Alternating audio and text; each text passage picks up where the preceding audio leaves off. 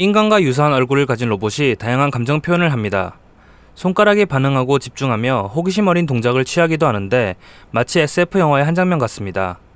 영국의 로봇 기업 엔지니어드 아츠에서 공개한 이 영상이 해외 커뮤니티에서 화제가 되었습니다.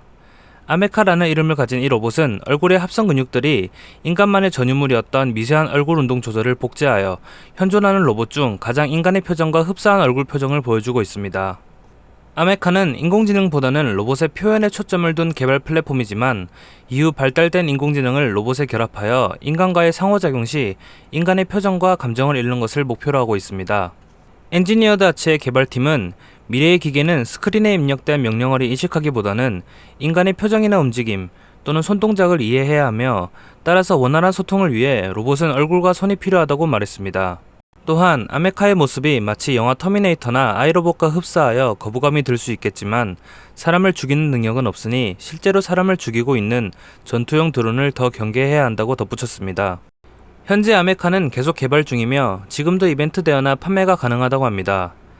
해외 인터넷 커뮤니티에서는 당장 저 망할 기계를 멈춰와 같은 표현으로 혐오감을 표시하는 이가 있는 반면 감명을 받거나 신기해하는 반응이 엇갈리고 있습니다. 엔지니어드 아츠는 현재 아메카 이외에도 인간의 동작을 흉내내는 메스머, 행사 등에서 고객의 주목을 끌만한 다국어 맞춤형 로봇인 로보테스피언, 고객을 전문적으로 응대할 수 있는 로봇 소시봇 등 여러 로봇을 개발 중에 있습니다.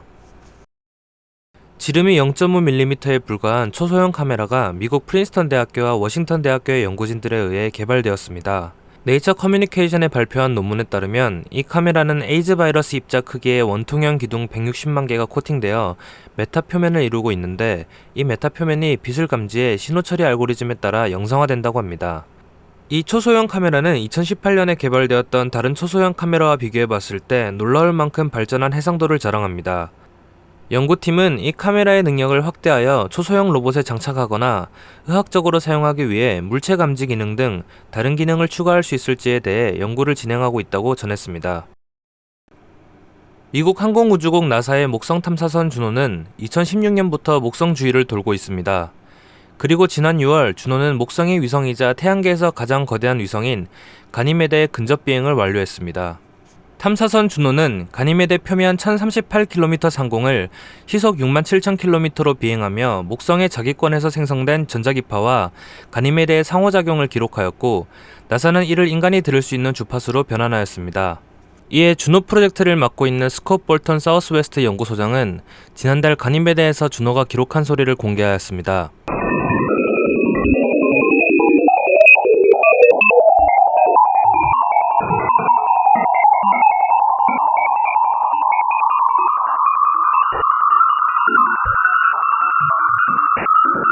연구팀은 이 소리를 공개하며 기록 중간 지점에서 높은 주파수로 변경되는 부분은 탐사선이 가니메데 자기권의 한 영역에서 다른 영역으로 이동했음을 나타낸다고 말했습니다.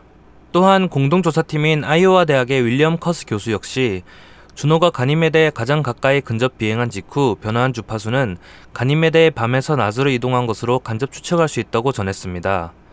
연구팀은 이 기묘한 소리의 변화를 통해 목성의 복잡한 자기 환경을 조금 더 이해할 수 있는 기회로 만들고자 현재까지 조사를 이어나가고 있습니다. 미국 뉴욕대학교 랑곤 헬스 메디컬 센터 연구팀이 유전자 변형 돼지의 신장을 인간에게 이식하는 이종 이식을 또다시 성공시켰습니다. 이는 지난 2021년 10월 신부전으로 뇌사 상태에 있던 환자를 대상으로 유전자 변형 돼지의 신장을 성공적으로 이식한 이후 두 번째 성공입니다.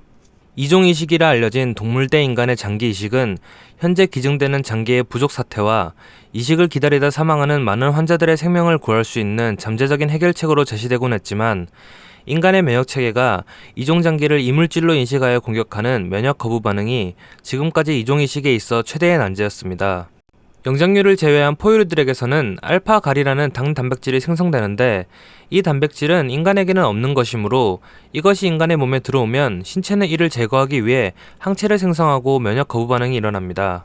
연구팀은 이 알파갈을 유전자 조작으로 제거한 돼지의 신장을 이용하여 면역 거부 반응이 일어나는 것을 방지하였습니다. 뇌사자의 다리로부터 나온 혈관에 부착된 돼지의 신장은 이식 후 연구와 관찰을 위해 54시간 동안 유지되었는데 연구팀은 첫 번째 이식과 마찬가지로 면역 거부 반응이 발생하지 않고 신장이 재기능을 하는 것처럼 보였다고 언급했습니다.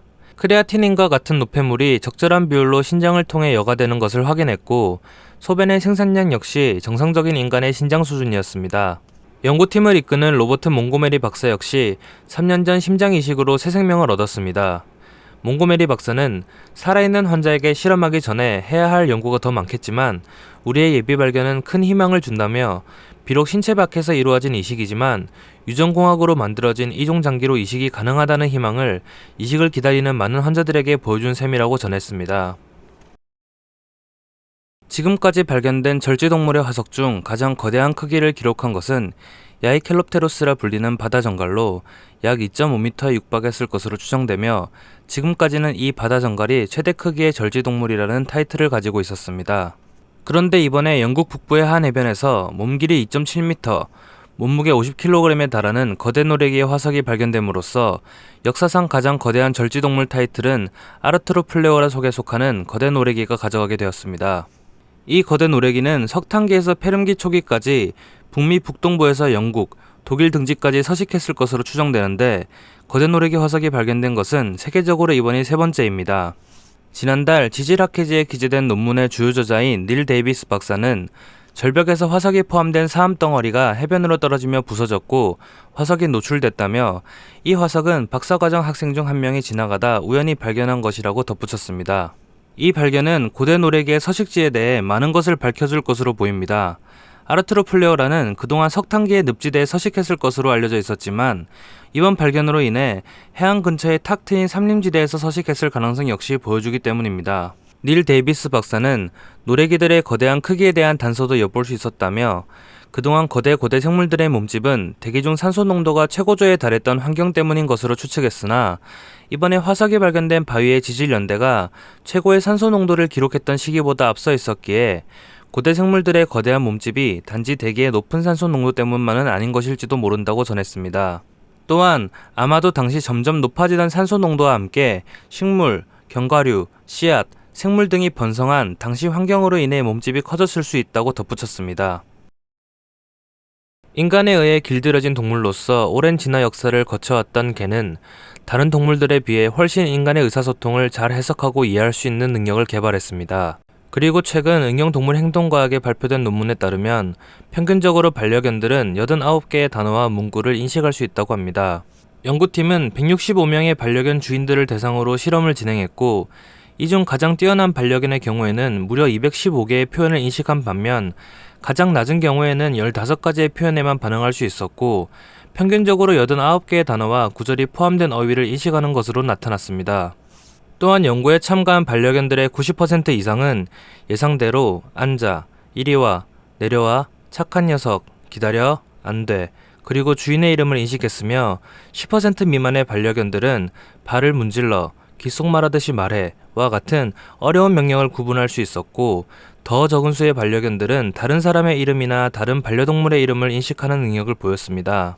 저자들은 보더콜리, 푸들, 저먼 셰퍼드, 골든 리트리버, 도베르만 핀처와 같은 품종의 경우에는 다른 종의 반려견보다 더 언어적인 단서에 대응하는 능력이 뛰어났다고 하는데, 흥미롭게도 반려견의 언어 인식 능력은 반려견의 나이나 주인의 특징에 크게 영향을 받지 않았으며, 오히려 특수견과 같은 전문직 종사일 경우나 주인의 개별적 훈련이 반려견의 의사소통 능력에 영향을 주었다고 언급했습니다. 따라서 군견이나 경찰견과 같은 특수견은 직업 훈련이 없었던 다른 개들보다 1.5배 정도 많은 단어를 인식하는 경향이 있다고 합니다. 연구 저자들은 이를 바탕으로 개가 많은 단어에 반응하는 법을 배우기 위해서는 정기적인 훈련이나 교육이 필요할 수 있다고 전했습니다. 이상 방구석에서 발비연구소 발비였습니다. 과대 광고가 의심되는 제품에 대해 과학적인 분석이 필요하신 분, 혹은 특정 제품에 대해 분석이 필요하신 분은 아래 메일이나 댓글로 제보해주세요.